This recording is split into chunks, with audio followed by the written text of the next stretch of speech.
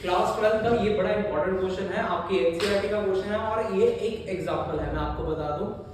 इस क्वेश्चन में हम लोग सीखेंगे कि कैसे आप लोग सैंपल स्पेस बनाते हैं इस क्वेश्चन का खास करके। स्टेटमेंट क्या है, चलिए पढ़ते हैं मेरे साथ। स्टेटमेंट में आपको ये बोला जा रहा है, consider the experiment of tossing a coin, if the coin shows the head, toss it again. मतलब यार आपका कुछ इस तरीके से, यार मान लीजिए मेरे पास एक एक्सपेरिमेंट है, ठीक है, ये एक्सपेरिमेंट है अपना, और यहाँ पर हमने क्या किया है, एक कॉइन को टॉस करा। अब जब आप कॉइन को टॉस करोगे आपके पास या तो आता है हेड या तो आता है टेल। आई थिंक यहां से आप सभी को पता है, कॉइन फेंकेंगे तो हेड और टेल आएगा। उसके बाद क्या है आगे, if the coin shows the head, अगर कॉइन को हम दोबारा से, अगर कोई कॉइन आगे क्या है, अगर कॉइन हेड शो करेगा तो आप लोग क्या करेंगे, टॉस करेंगे इसको दोबारा से, यानी कि हेड शो करने पे आपका कॉइन जो है दोबारा से टॉस होगा।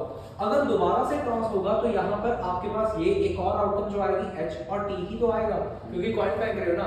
अब इसके बाद next, but if it shows a tail then throw a die. भाई अगर आपके पास यहाँ पर टेल आ गया तो अब आपने इस केस में डाई को फेंकना है। अब डाई को फेंकोगे तो आपके पास 6 आउटकम जो डाई की होती है अपने वो वाली आ जाएंगी, जैसे 1 2 3 4 5 और 6। ठीक है जी, ये चीज आ गया। अब पहले हम सीखते हैं कि इसका सैंपल स्पेस कैसे बनता है।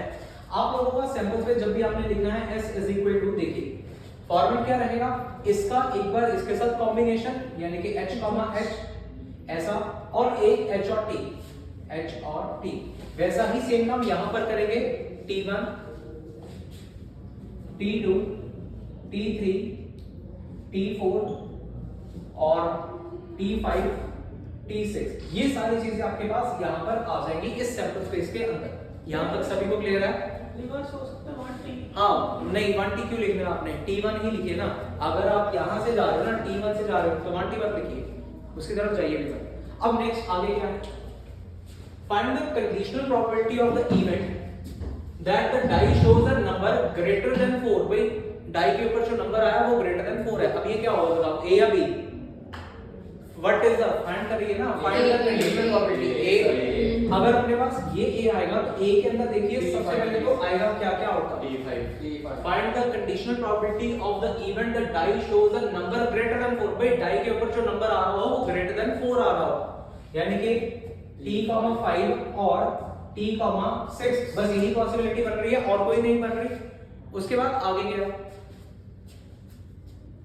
it is given that there is at least one tail। अब ये क्या होगा, B, बिल्कुल जी B होगा ये। अगर ये अपने पास B होगा तो देख लेते हैं B क्या आएगा।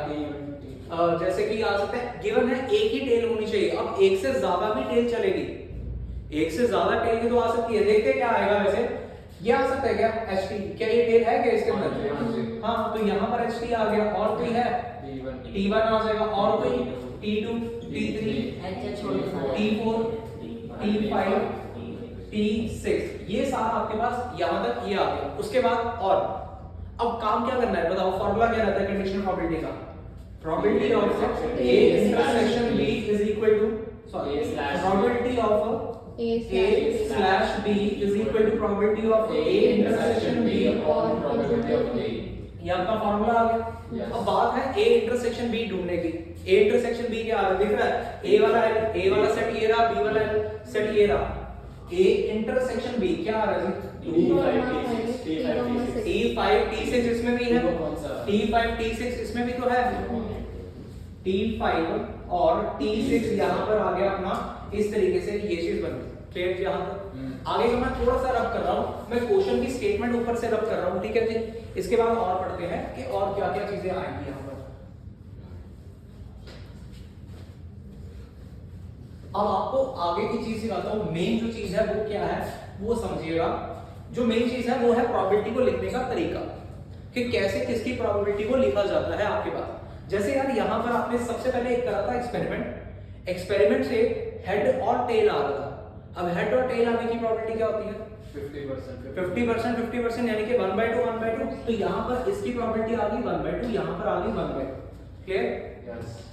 नेक्स्ट यहाँ पर ये बात करते हैं यार, यहाँ पे क्या आएगी वैसे अगर देखा जाए, इस h की प्रोबेबिलिटी और इस k की प्रोबेबिलिटी क्या होगी, आप कहेंगे 1/2 आएगी, नहीं हम क्या करते हैं, जब भी ऐसा हो जाए, सक्सेसिव केस बन जाए, ऐसे केस में हमेशा प्रोबेबिलिटीज मल्टीप्लाई हो जाती है।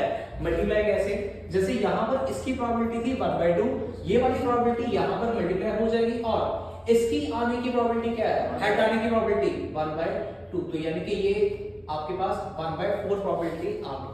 अभी किस चीज की आई है ये समझो, ये किस चीज की आई है, ये आपकी आई है इस चीज की, ये जो h, h लिखा था। अगर आपको पूछ लेना h, h की प्रोबेबिलिटी बताओ, तो ये होगी आपके पास 1/4। क्लियर। अब नेक्स्ट यहां पर बताओ इसकी क्या आएगी, 1/4। यहां पर भी तो 1/4 ही तो बनेगी, क्योंकि इसकी प्रोबेबिलिटी थी 1/2 और इसकी खुद की प्रोबेबिलिटी आने की क्या है 1/2, तो ये दोनों चीजें मल्टीप्लाई हो जाएंगी। क्लियर। उसके बाद आगे चलते हैं और क्या क्या चीजें हैं अपने पास, ये देख लीजिए। T1 की क्या है, T1 अब जरा खुद सोचना, यहां पर ये था 1/2, 1 आने की प्रोबेबिलिटी क्या होती है, एक 1/6 होती है ना, डाइस में 1 आने की प्रोबेबिलिटी 1/6 है। हम यहां पर क्या कर देंगे, 1/2 को मल्टीप्लाई करवा देंगे 1/6 के साथ, तो ये अपना आ जाएगा 1/12। क्लियर। तो इस तरीके से आप लोग ये सोच सकते हैं कि भाई ये जो T1 लिखा गया है, T2 लिखा गया है, T3, T4, T5, इन सभी की जो प्रोबेबिलिटी है वो है 1/12। सो 1/12 यहां पर इनकी प्रोबेबिलिटी आ गई, और ये जो दो नंबर्स हैं इनकी प्रोबेबिलिटी कितना था, 1/4 था। क्या यहां तक सभी को क्लियर। हमने सिर्फ प्रोबेबिलिटी को मल्टीप्लाई करवाना है, सक्सेसिव वाला केस था तो ऐसा होता ही होता है। क्लियर जी। आगे चलते हैं, आगे बढ़ते हैं। स्टेटमेंट अगर आपने पढ़ा, यहां पर ये सारी चीजें भी थी, ठीक है जी। अब probability of A intersection B, वो क्या है, कौन कौन से इवेंट पार्टिसिपेट कर रहे थे, ये कर रहे थे। ये अकेला ऐसा क्वेश्चन है जिसमें आप लोग प्रोबेबिलिटीज को प्लस करेंगे। प्लस कैसे, यार ए इंटरसेक्शन भी आया T,5 और T,6, आप इसमें अकेले अकेले की प्रोबेबिलिटी देखिए, T,5 की प्रोबेबिलिटी क्या है 1/12, तो यहाँ पर प्रोबेबिलिटी की बात जब होगी, probability of A intersection B, तो वो आ जाएगा 1/12 प्लस 1/12। एक 1/12 जो आया है वो आया है T,5 का, एक आया है T,6 का 1/12, दोनों को ऐड कर दिया कितना आ जाएगा 1/12 प्लस 1/12 1/6, तो यहां पर अपने पास आ गया 1/6। ये चीज समझ में आ गई। नेक्स्ट क्या करेंगे, probability of B. Probability of B, B क्या है, ये वाला। अब ये जितने भी नंबर्स हैं इनको ऐड किया जाएगा, इनकी प्रोबेबिलिटीज को ऐड किया जाएगा, जैसे h, t हो गया, t,1, t,2, ये इकलौता सम है जिसमें प्रोबेबिलिटीज को हमने प्लस करना है। सो यहाँ पर h, t की प्रोबेबिलिटी क्या है, देखो 1/4, ठीक है। सो प्रोबेबिलिटी ऑफ b की जब मैं बात कर रहा हूं तो यहाँ पर आ जाएगा 1/4 प्लस t,1 की प्रोबेबिलिटी 1/12 प्लस अगले वाला 1/12 6 बार आ जाएगा 1/12 कितना हो गया, 5 हो गया, 6 आ गया ना, ठीक है।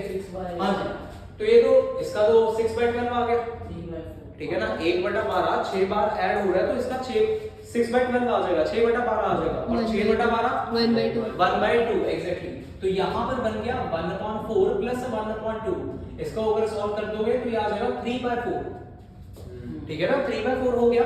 ये किस चीज का प्रोबेबिलिटी आया है, ये आया है प्रोबेबिलिटी ऑफ बी। हम फाइंड कर रहे थे कंडीशनल प्रोबेबिलिटी, जिसमें आपके पास फार्मूला जो था वो ये था, probability of A intersection B upon probability of B.